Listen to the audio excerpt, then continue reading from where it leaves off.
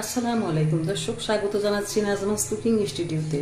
দর্শক, আজ আমি তৈরি করে দেখাবো আলু আর মুরগির মাংস দিয়ে রেজালার তরকারি। এই রেসিপিটি দুর্দান্ত সুস্বাদু, যা আপনি ভাত, পোলাও, রুটি, পরোটা সব কিছু দিয়ে খেতে পারবেন। তাহলে চলুন আমরা চলে যাই রেজালা তৈরিতে।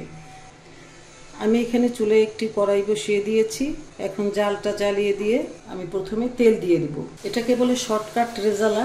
রান্নাটা খুবই সহজ এবং সাধারণভাবে তৈরি করে দেখাবো, তবে এটা শর্টকাট রেজালা দারুণ সুস্বাদু হবে। কড়াইয়ের মধ্যে আমি দরকার মতো তেল নিয়ে নিচ্ছি। আমি এখানে 5 টেবিল চামচ তেল নিয়ে নিলাম। এখন তেলটুকু গরম করে দিয়ে দিচ্ছি পেঁয়াজ কুচি। এখানে আমি মাঝারি সাইজের 2টি পেঁয়াজ কুচি নিয়ে নিচ্ছি। এখন পেঁয়াজটুকু আমি হালকা বাদামি রং করে ভেজে নেব।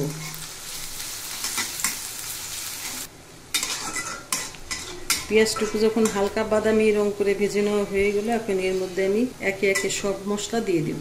দিচ্ছি 2 টেবিল চামচ পেঁয়াজ বাটা, 1 টেবিল চামচ আদা বাটা, 1 চা চামচ রসুন বাটা, 1/2 চা চামচ ধনিয়ার গুঁড়া, 1 টেবিল চামচ শুকনো মরিচের গুঁড়া। ঝালটা যে যার স্বাদ মতো ব্যবহার করবেন। যেহেতু রেজালা, সামান্য একটু হলুদের গুঁড়ো দিলাম। দিচ্ছি স্বাদ মতো লবণ। দিচ্ছি 1 চা চামচ জিরের গুঁড়া। এখানে জিরের বাটা দিতে পারেন, আমার জিরের বাটা নাই, তাই আমি জিরার গুঁড়াই ব্যবহার করলাম। এবার সব একটু নেড়ে চেড়ে নিব।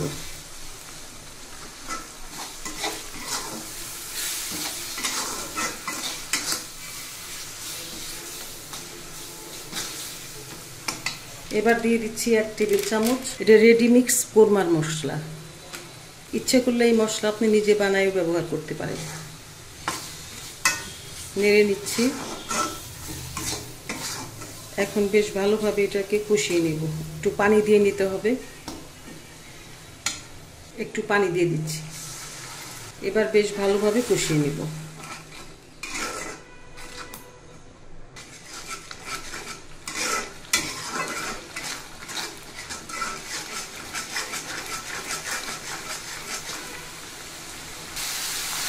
আরো একটু পানি দিয়ে কষিয়ে নেব।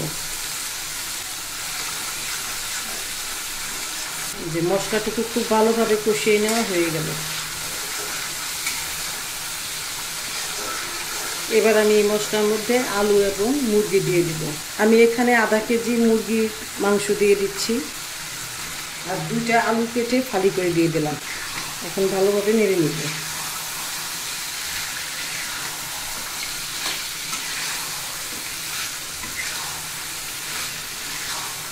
এখন মশলার সঙ্গে আলু এবং এই মাংসটা খুব ভালোভাবে কষিয়ে নিতে হবে।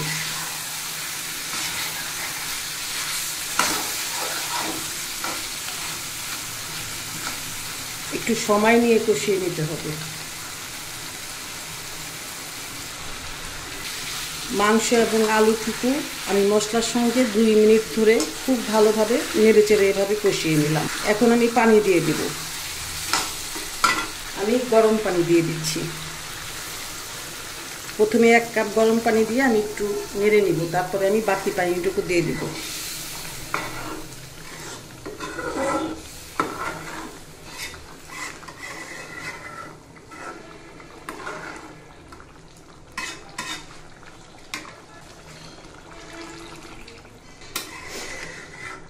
মুরগির এই রেজালাটা একটু ঝোল ঝোল হবে, কেননা আমার ছেলে একটু ঝোল ঝোল পছন্দ করে। আমি আরো 1 কাপ পানি দেব এর ভিতরে।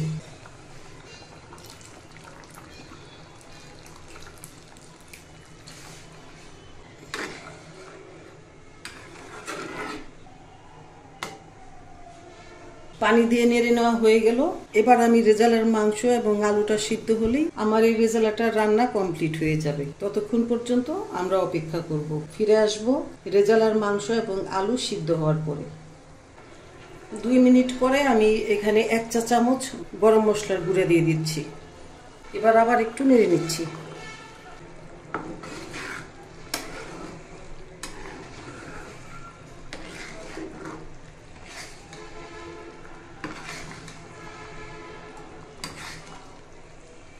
এখন রেজালাটা খুব ভালোভাবে রান্না করে নিব।